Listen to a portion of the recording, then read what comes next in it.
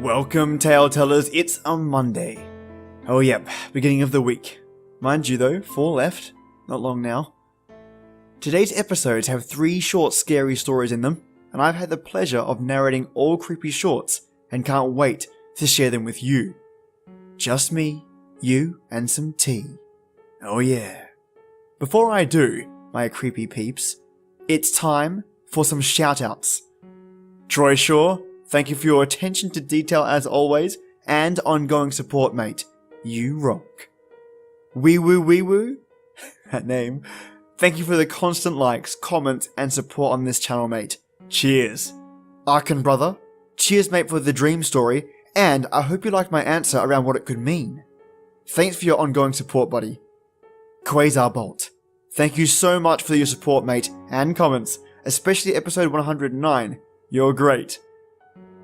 Kristen Caulfield, thank you for your like. Nelson Break, cool last name, and cheers for the support. Katie World XYX, you superstar. Thanks for the follow. By the way, everyone, she has her own channel on YouTube, so please check it out when you get a chance. Lauren 9 Perez, Crix Itty, Biggle Harrison, Yakana, Andrea Hudson, Mary Cullen. Thank you all for the follows. We also have The Mad Catter. Thank you for your support, man. This guy is a great voice actor. If you want to see talent, check out his channel. And time for some podcast supporters. Glenn and her podcast, The Crazy Town Podcast, and Cadavercast. Check them all out, they're great. With varying different topics, each one of those podcasts is very unique. And lastly, Super PP Time. That's a podcast. Honorable mention to these guys because at work, I was listening to them and I was in tears with laughter. It might not be everyone's cup of tea, mind you, comedy is subjective, but something in these episodes really resonated with me. My work colleague asked me if I was okay. I can best describe this podcast as being invited to the Mad Hatter's table from Alice in Wonderland and listening to a conversation. They're brilliant. Okay, so thank all of you, and yes, you listeners, turn those lights off, the sound up, and get ready for something creepy. Story number 1. A Letter to You by Dielyr. Word of caution, this contains a real demonic name. At the very end, that is. Dear You. You. Odd way of address, isn't it? I can't be bothered to learn your name. You'd have so many names and so many faces, it just blurs together after a while. I remember when I first met you. You don't, I know. We locked eyes over the edge of the summoning circle and you flinched. Flinched! Like you didn't expect it would work. Your mouth worked soundlessly for a moment before you croaked. Anything. I'll give anything. For what? I couldn't tell you.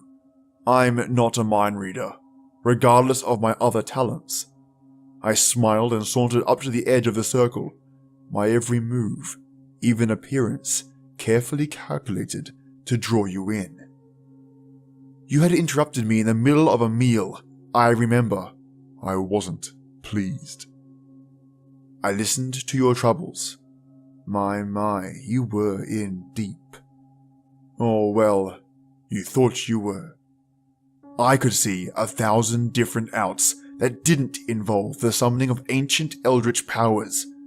But I don't think anyone would claim that short-sightedness isn't one of your faults.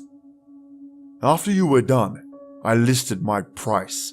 You wholeheartedly agreed. What was the price? I hate to be cliché, but of course, I asked for your soul.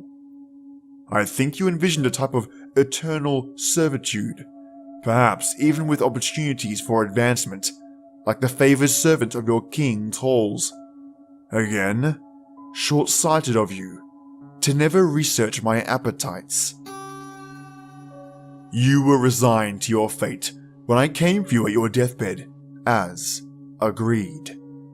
Your resignation soon turned to shock and agony as I gnawed on your bones, to begging and screaming as I crushed a femur between my teeth, savoring the flavor of your bone marrow.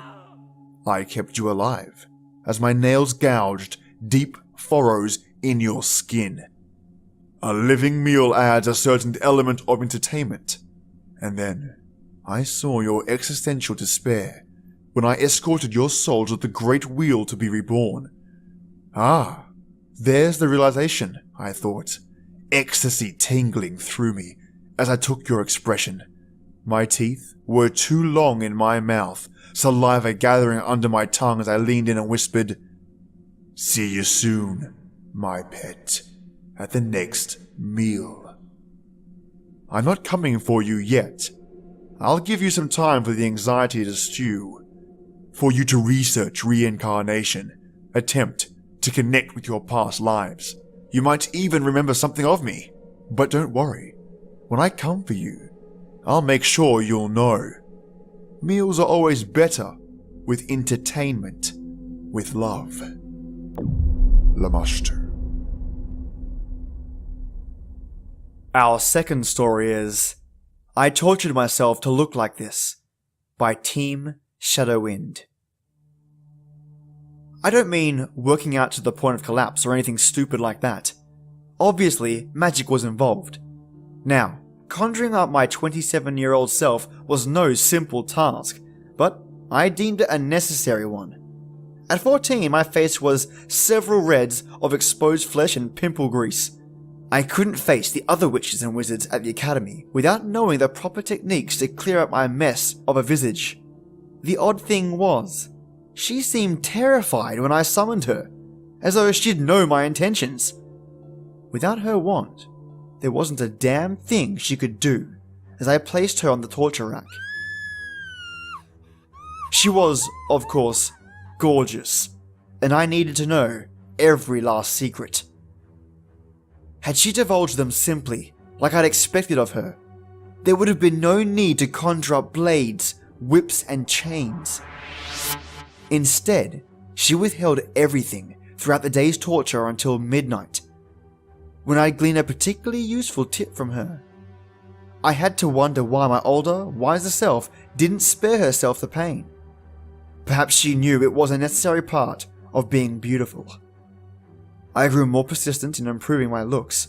Sure, my skin was clean and flawless, my figure curvy in the right places, my hair sleek and glossy. However, her skin sparkled in an unnatural beautiful way. Her curls defied gravity, and there was something about her hips. Clearly, she'd done something to get that way, and I needed to know what that was.